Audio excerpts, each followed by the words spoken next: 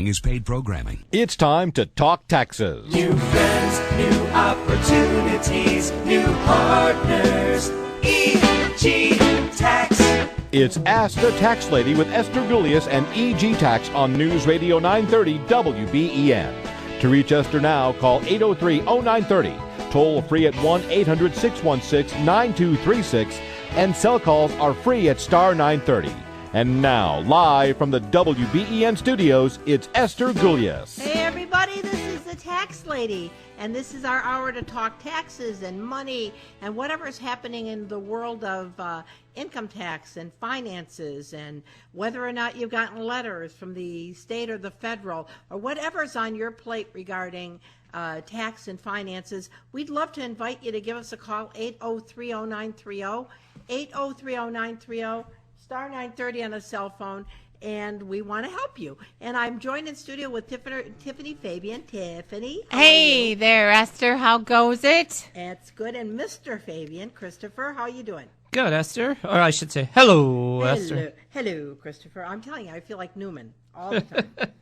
Anyway, our phone number in studio is 803-0930, 803-0930, star 930 on a cell phone. And, you know, this time of year, obviously, people don't have to file their tax return unless you haven't filed it, right?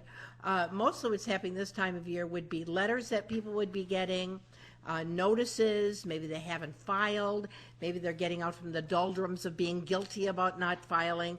And if that's your situation, we'd love to hear what you have to say. Again, 803-0930, 803-0930, star 930 on a cell phone.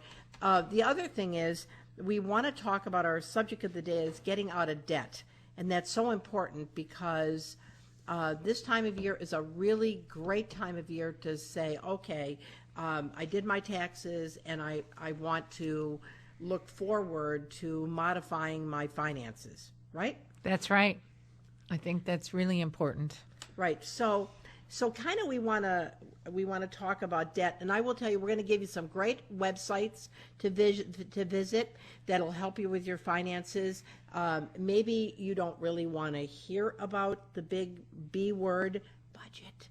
But it's important for all of us to live within our means, unless you want to do a bankruptcy, which is also something we can talk about today. I remember about August, September, you sat down and did a budget for me and Chris, and you did an excellent job. And it's good to have somebody else, even if you're a professional, to do your budget for you, you know? And because, you know, when I sit down with somebody to do a budget, you know, we put it all down and then we kind of look at everything and say, okay, so this is high. Have you considered doing thus and such? And this is high. Have you considered doing thus and such? How about this? Have you thought about consolidating your credit cards? All of those kind of things. And if you end up with an extra $300 or $400 a month in your budget just by moving stuff around, well, that's a success. Yep. You figured out that I spend a lot of money on coffee and going out to dinner. Do you spend a lot of money on coffee? And I should drink coffee at home is what we... Well, it's interesting because at the office I got a Keurig, right? Right. And I thought, well, she goes to Tim Hortons. I thought, well, I'll get the little Tim Horton K-Cups. At work. Like 12 cents a cup. And that will save Tiffany like $8 in coffee every day. Mm-hmm. Did that work? Well, I think no, not really. Work? No, not a little bit. Not really. A little bit. Because, you know, that's the whole thing about us and our finances is that we like it the way we're spending money. Mm-hmm.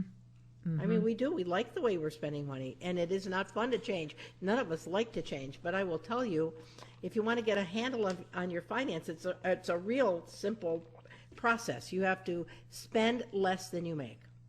That's right. And that is not fun, especially in our society. But again, I'm Esther Gulius. If you have been successful spending less than you make, we would love to hear your success. 803-0930, 803-0930, star 930 on a cell phone, because this is all about people helping people. But when you look at your debt, probably the areas you're going to look at is your credit card debt, your car loan debt, your housing debt, student loan debt, medical expenses, and your reoccurring monthly expenses, which might be something as frivolous as Starbucks, right? Mm-hmm. But if that's part of what you're spending money every day, that ought to go into your budget. And it kind of breaks your heart when you're all done because you say, wow, I got this much debt and this much income, and this doesn't make any sense. Yeah. This can't work. I know you have to like open your eyes. Today when I was paying the credit card bill for one of my bills, I was like, this is the furnace that I put on no interest. And I noticed in August, if I don't pay it off, I'm going to get hit with $1,000 of interest. So when you do those zero interest, you really got to pay attention to those as well. You got to open your eyes and examine and walk around with your eyes open. And the thing is, credit. I was working with somebody the other day who wanted to buy another car, who's buying a used car, and all they cared about was the payment. Mm-hmm. So they needed a payment under $275, and they were willing to go out 60 months on a substantially used vehicle. And I said, that's not good. You should make it 30. Well, it'd be best if you didn't have a loan, but if you did, I said it should be within 3 years because then the asset will get paid down. But that's what we're living. We're living from paycheck to paycheck to paycheck to paycheck, and we're not being successful. And obviously, as you age, you're going to wish you had some money left at the end of the game here. At some point in time, if Social Security is not dealt with, it's going to be not there, or if it's there, it's going to be so far pushed back, you're not going to get anything. And you got to start thinking about saving some money. And it's not fun, but it really is a practical thing. And that's kind of what we wanted to talk about today. 8030930, 8030930, star 930 on the cell phone. And I know we got callers, and so let's go to Rhonda. Hey, Rhonda. Help me, Rhonda. What can I help you with there? Hi. Hi. I have a deferred compensation from my New York State job, Okay. and I'm going to have to start taking it out, right? Well, how old are you, Rhonda? I'm 66. Okay, so at some point in time you have to take it out. Once you're 70 and a half, you're going to have to start doing a required minimum distribution, and then it's going to be taxable on the federal but not on New York State. Okay, that was my question. I didn't know if I would have to pay New York State tax on that. Well, if it's a regular, like not the New York State pension, but if it's the New York State deferred comp, the first 20,000 will be tax free. Right. So you're obviously a New York State retiree.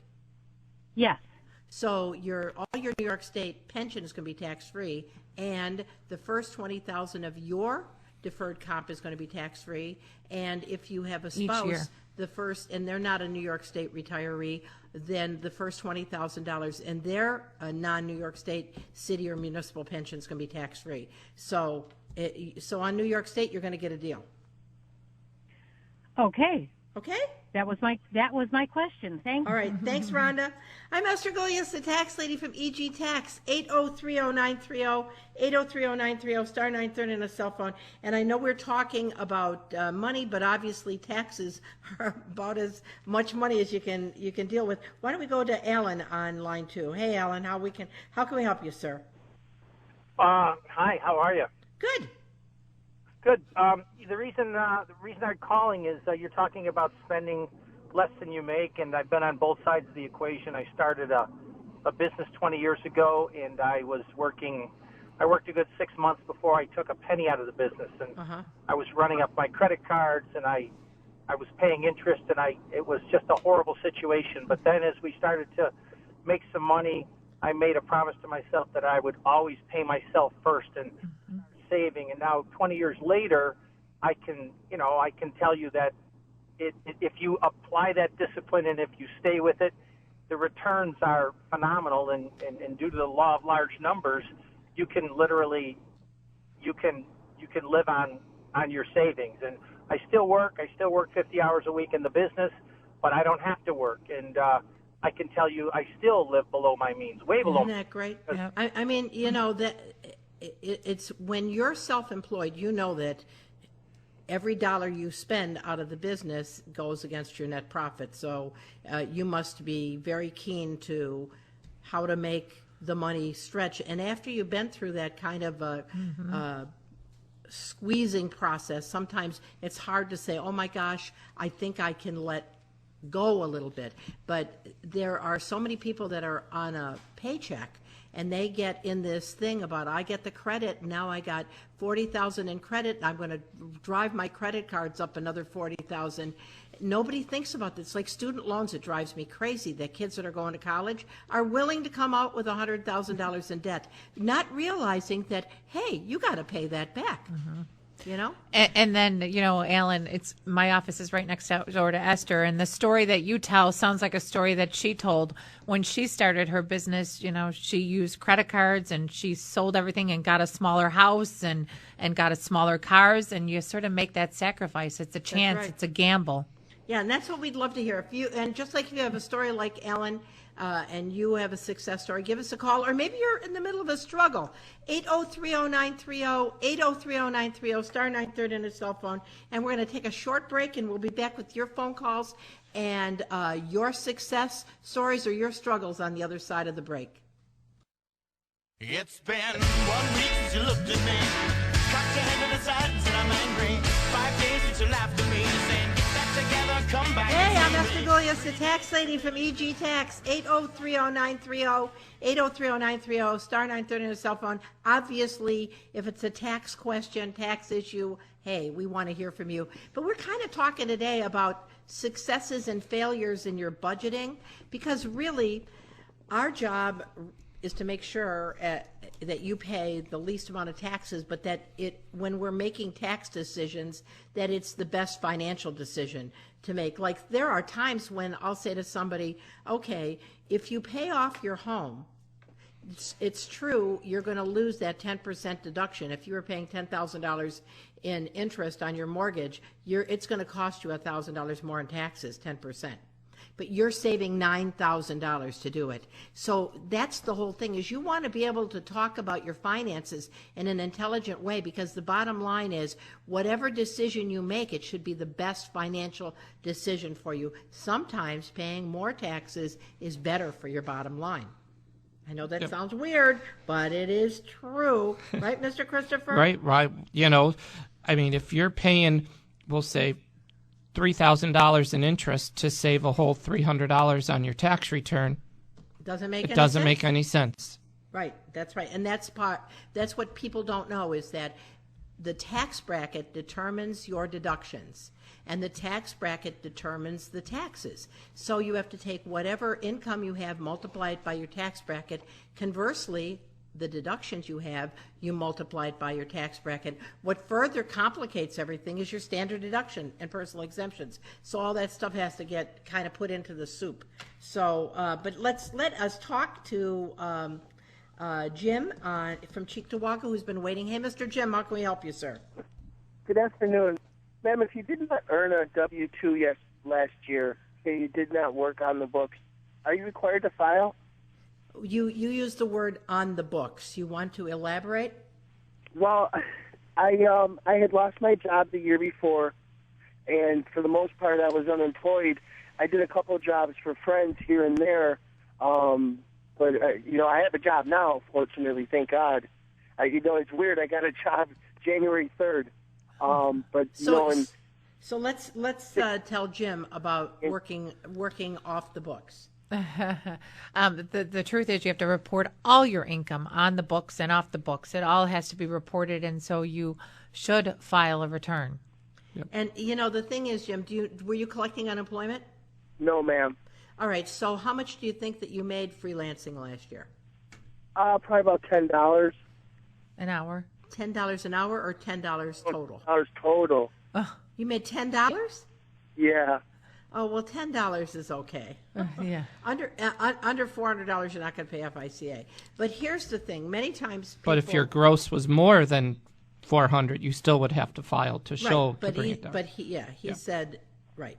But I'll give you an example. There are people that think that because no 1099 form was issued, no W-2 was issued, that relinquishes their responsibility of putting that on their tax return. Many of these people not only are committing fraud because they're not reporting the income, but they're also shooting themselves in the foot. And you want to explain to him about the earned income credit? Sure. If his income, we'll say, was $5,000, yeah, he would have to pay Social Security and Medicare tax, but the earned income credit would help offset that. So there would be no income tax. There would be a little self-employment tax. But the earned income credit is something the government gives people who make little to no income to help them throughout the year. So for him, for Jim, it would just be to help pay his taxes. Right, and it would pay his FICA. Yep. So he would have X amount of dollars put in there for his 40 quarters for when he gets older. So that's what I was going to say. So if maybe in your situation you're saying $10, okay, but let's say that he made more, or there's somebody listening that made more, you really ought to look into coming out, filing those returns, because it'll pay your FICA, your Social Security, possibly 1, 2, 3, or 4 quarters of your Social Security, so you'll have that in for when you want to start collecting.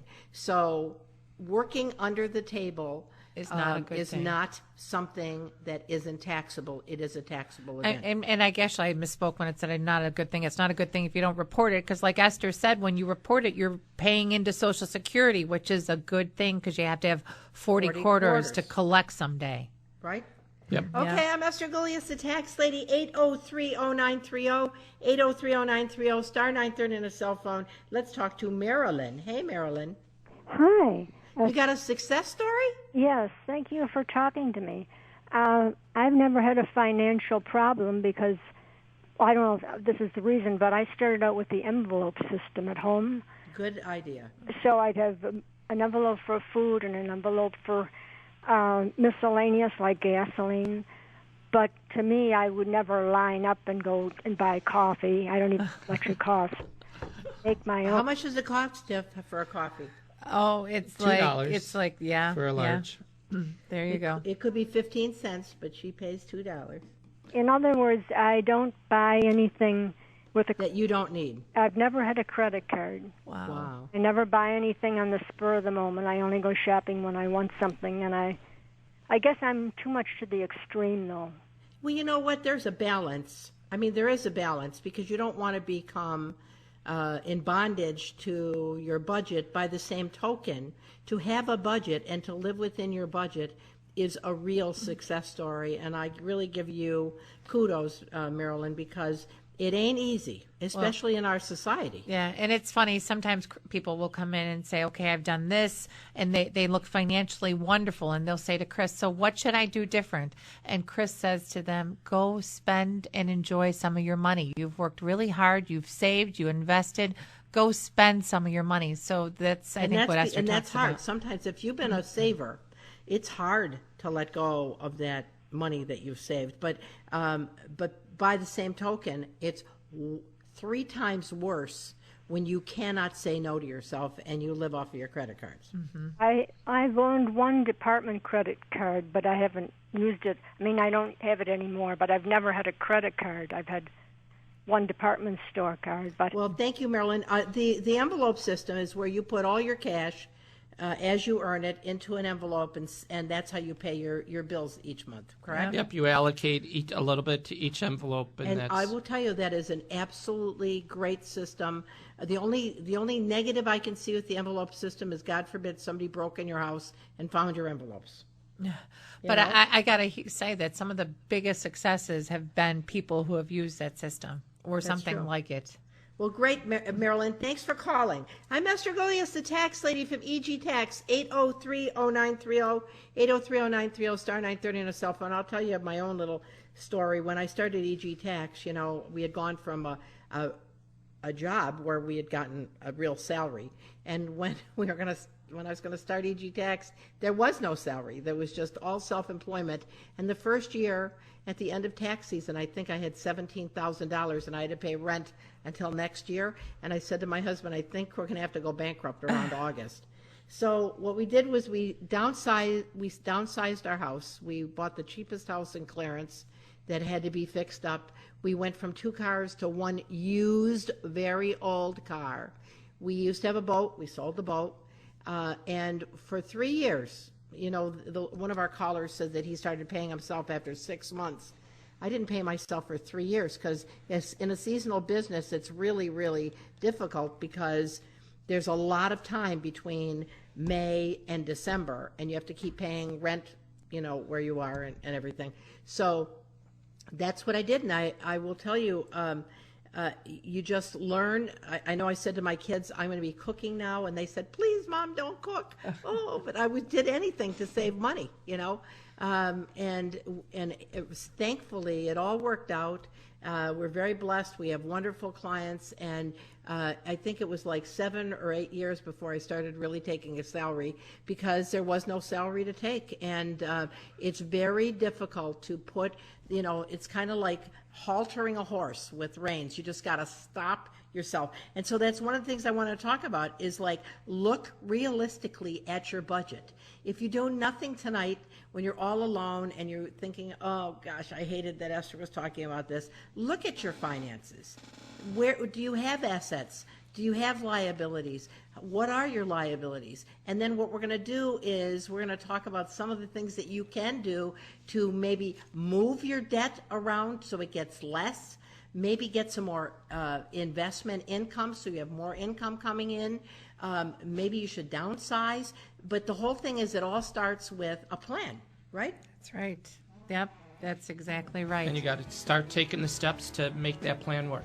All right, so I'm Esther Gullius, the tax lady from EG Tax, 8030930, 8030930, star 930 on a cell phone. Let's talk about your budget on the other side of the news.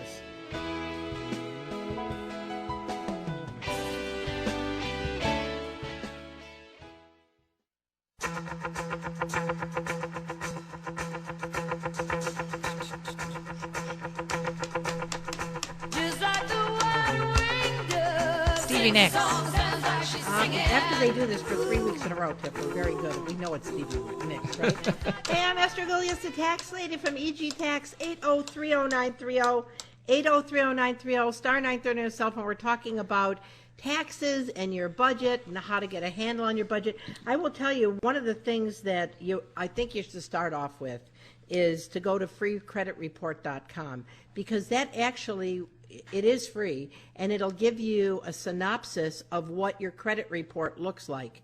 And I know it's scary to think that people might say something bad about you, but you can't fix it unless you know what it says. So go to freecreditreport.com, and it really is free. And many times your banks will offer you to give you your FICO score, which is what all the credit bureaus end up kind of melting down based upon all of your credit, and that's what they base everything on. Your car insurance, the rates that you pay on loans have everything to do with your FICO score, but it starts off your credit report.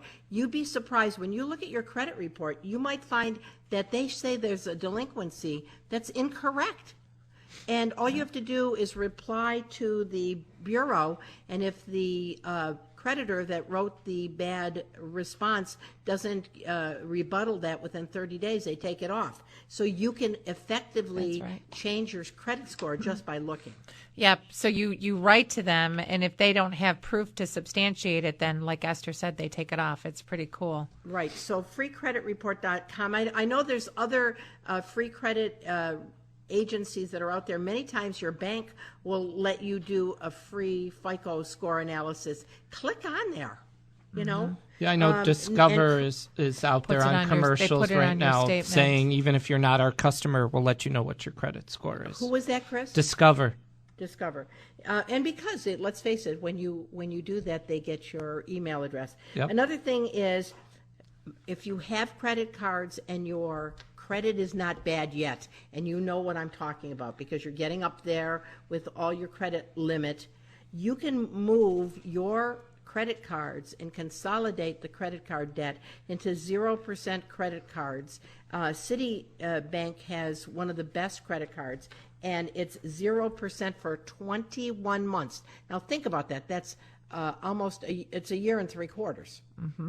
where you can take your high interest credit cards, maybe they're 25%, 25% on $10,000 is $2,500 you don't pay by just applying for the credit card and moving your account balance.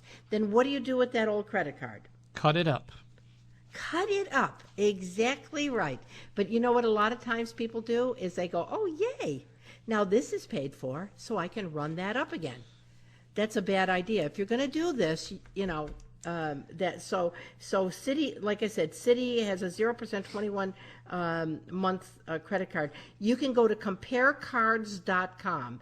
comparecards.com, and it gives you a whole bunch of credit cards that are 0%, which with different APRs at the end of the 0%. And I'm going to tell you, if you have heavy credit card debt, I implore you to think about getting these things paid off. Right? Yeah, because one of the things with your FICO credit score is the amount of the available credit and the portionate of the value that you have on compared to that available limit. And so, like Esther said, the more available and the closer you hedge to that, maxing it out, that lowers your credit score. And here's another thing. Like I said, I was working with a couple who are in tough financial situation, and they have car loans about $700 a month. And they said, I don't know what to do. And I said, why don't you trade in the cars and take your old cars, trade them in, and get new cars. Maybe they're not as fancy, but they're less expensive with less mileage, and you can get used car loans for, believe it or not, 1.99%. Wow. That's right? Phenomenal. And so if you have a 5 or 6% car loan, you can refinance that at 1.99%. Now, maybe your credit is not so hot, but you might have to have mom and dad co-sign for you. But I will tell you that 4% drop and the reduction in car payment, and don't spread it out over 84 months, because the car is not going to make it in 84 months. Right. These are not things that you have to be a rocket scientist to know. But again, these are things that are very practical, but it just is looking at things realistically. Are you fun being broke? I don't think so. It's not fun being broke. It's stressful. And so Pentagon Federal Credit Union, so we're going to give you penfed.com, is where you can go for these 1.99% used car loans refinance. So you don't have to buy the car and have them finance it right out of the gate. They will do a refinance on a used car at 1.99, and on new cars I think it's 1.49%. So penfed.org. And you don't. It's, what is it, $25 or $35 to join? I think that's 35. What I was going to say. You don't have to be a military member, and it doesn't cost much. If you're to a join. military member, then it's free to join. Right. But if you haven't been in the military, it's $35, and it's the Pentagon. It's the Pentagon's credit union. And it's absolutely. I've talked about this for a long time. By the way, and if you're looking to get a little more money, like let's say that you have $50,000 in your checking account. Now that's hard to believe, but there are people walking around and listening to this show with $50,000 in their checking account and they're getting nothing for it. You can go to bankrate.com, bankrate.com, and it will tell you where you can get the highest yield on a CD in the United States. Right now, the best CD rate is 2.35%, which doesn't sound like much, but it's, if you're getting 0.00085, it's a lot of money on a 5-year CD at Synchrony Bank. So again, all of these things, if you call EG Tax, we will help you to steer you in the right direction so that you're getting the biggest bang for your buck, helping to trim down your expenses. And heck, at the end of the month, you would have money left. That's a good feeling. That's a good All right, feeling. let's go back to the phones and we'll talk to Linda from Lockport. Hey, Linda, how can we help you? Okay, hello, everybody. First, before I ask my question, Esther, I didn't hear you when you said the place to look for low-interest credit cards was what? Okay, so it's comparecards.com. Compare card, okay. Yeah. Well, my question is, I've talked to Tiffany about this in the office. I have some high credit card debt, and I didn't want to file bankruptcy, but I did want to consolidate it. And I've been getting a lot of offers since I'm kind of near my max on each card, too, like from bestegg.com, from lendingclub.com. What do you think of those places in order to, get rid of those? Because some of the cards are high interest. Like I had a card to get my car fixed, and I wasn't able to pay it off in 6 months, and it jumps to 29%. Yep. Yep. Okay, the first thing I think you need to do is look at realistically, if you are to get a 0 or low percent credit card and you transfer over those balances, are you willing to cut up the old cards? Number one. Number two, if you get these low interest credit cards, are you going to be able to whittle down the balance low enough so once the 21 months comes into effect, then the interest rate's going to go back to 13%.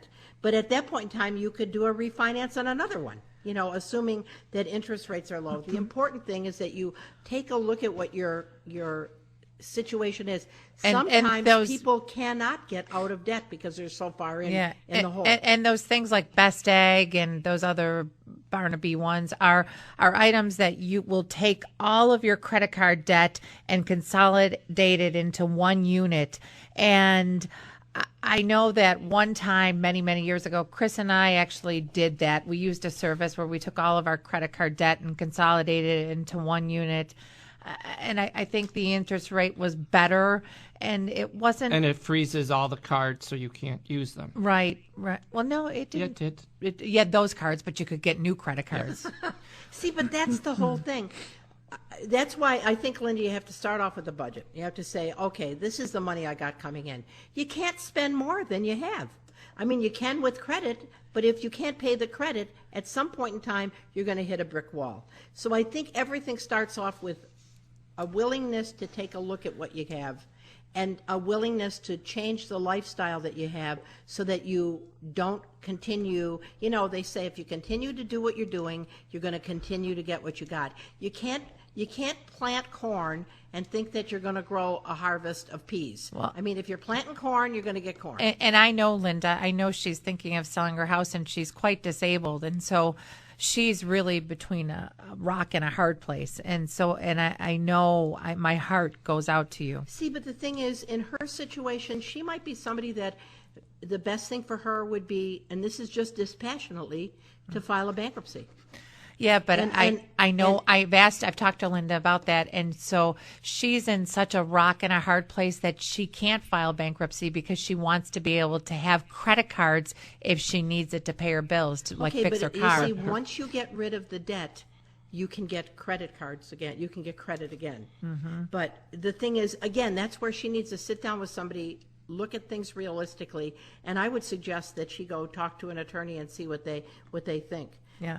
Because it may be in her best interest to file a bankruptcy. Bankruptcy is bankruptcy protection. It's there to help the consumer. Yeah. So, and if she gets rid of her debt, she can start saving money for the in case of emergency fund. That's exactly right. Yeah. Exactly right. Well, hey, thanks, Linda. God bless you. I'm Esther Gulius, the tax lady from EG Tax, 8030930.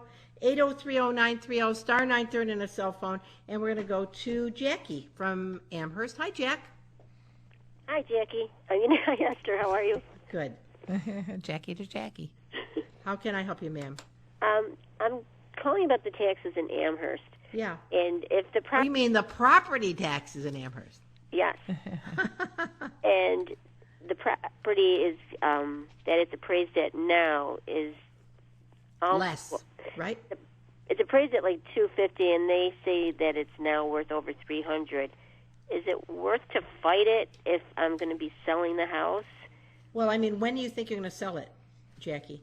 Within a year. All right. Well, first of all, for everybody listening, this is a seller's market. So if there ever was a time you thought about listing your house and selling it and being in the driver's seat, now's the time. Okay. Obviously, if you fight it, and you're putting a lot of money giving it to a professional to reduce the property taxes, it's a benefit you're not going to reap because you say you're going to sell the house. So, I'm worried. and if it's pretty much commensurate with everybody else in the neighborhood, if your house is for sale and your house property taxes are the same as everybody else, it's not going to give you a leg up necessarily. But it really what you need to do is take a look at what the cost is going to be to fight the assessment. Can you explain to me how it works for taxes, though? Because it's an estate. It's actually my mother's.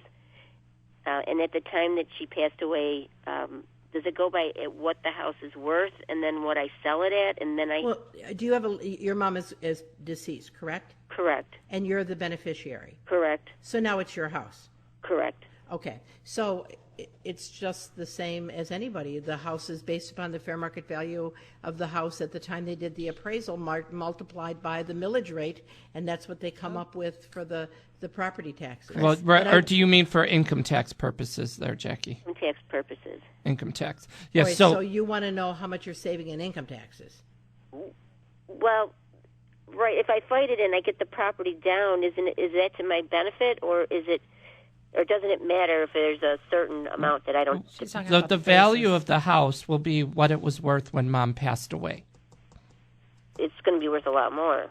Well, right, but it's when Mom passed away, what was the house worth? That's going to be your basis. Oh, okay. If you sell the house. Okay. Okay? Thank you. So if Mom passed away recently and you sell it for approximately the same amount that it was worth when she passed away, you're going to have very little or no taxes at all due on that house. Which is a great thing. If it's, okay. Say it was like $260 and then it's sold for $300. Well, you have $300 minus the expense of sale. So you have your real estate commission, which is $18,000 plus all the things that you have to come up with. So let's say you have a $10,000 gain and you're in the 10% tax bracket. It might be taxed at 0% because none of it will be taxable on the federal. You'll just have a small tax liability on the state, and you'd be able to walk away. You've lived there for 2 years, Linda? Yes. So it'll be. Oh wait, you live there? This is your personal residence, right? No, I don't live there. No. Okay. Oh, okay. It's vacant. I've been taking care of it. I feel like I live there. Well, now why don't you move in there? That's an idea, Esther.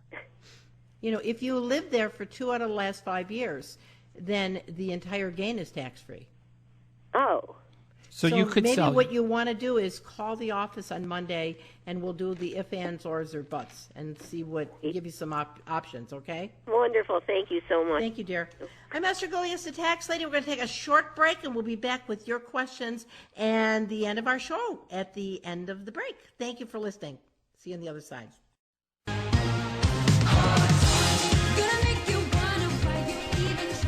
Hey, I'm Esther Gulias, the tax lady from EG Tax.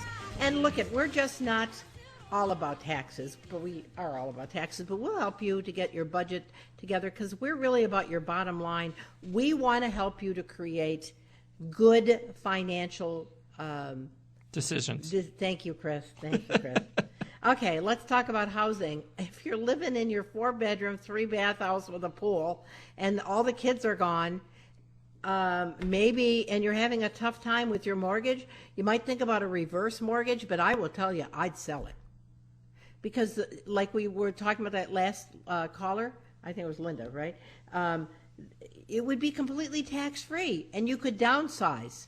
And I know moving is a pain in the keister, but look after you have no taxes to pay, you pay a guy to move you out and you get a less expensive place.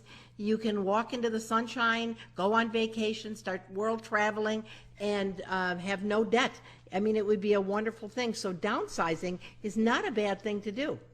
No, not at all. I know we recommend that to a lot of people. And, it's hard giving up the house. This was my house, Mike. We have so much memories but it might be what you have to do to get by with the higher. And it isn't even what you have to do. Sometimes it's the decision you need to make, because it's no fun having too much month at the end of your money.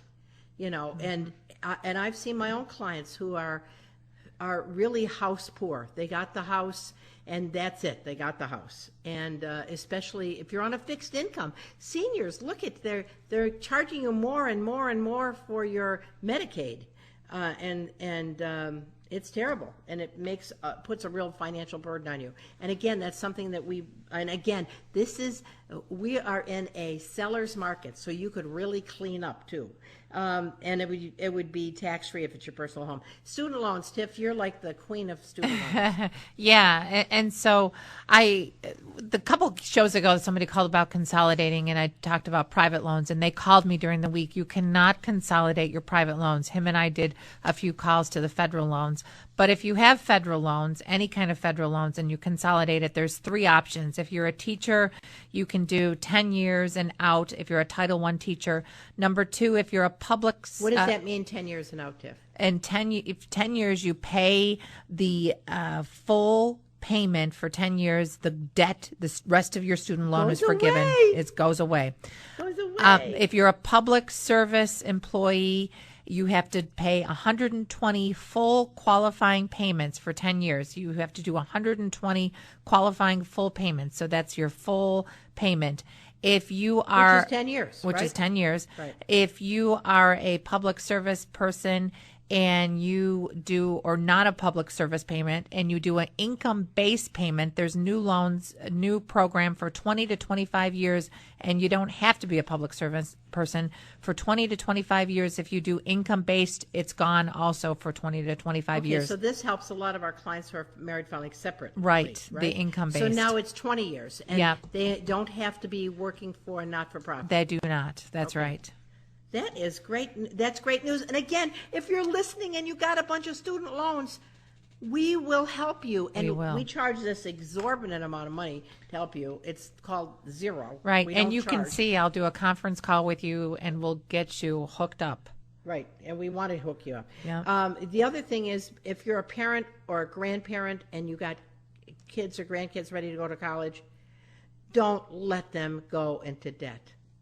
Right. There are plenty, and now with the state of New York, with our, and I'm going to use, I'm going to keep myself from laughing, free tuition here. If your income's under $100,000 on your 2015 return, take advantage of this. Don't let the kids go to expensive schools and run up student loan debt.